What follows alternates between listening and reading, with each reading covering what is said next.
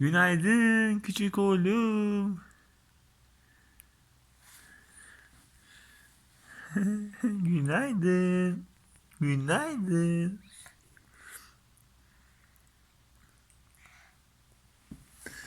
Aha, hemen gidiyor araba. Çık çık çık. Araba. Aha, arabası var evimin.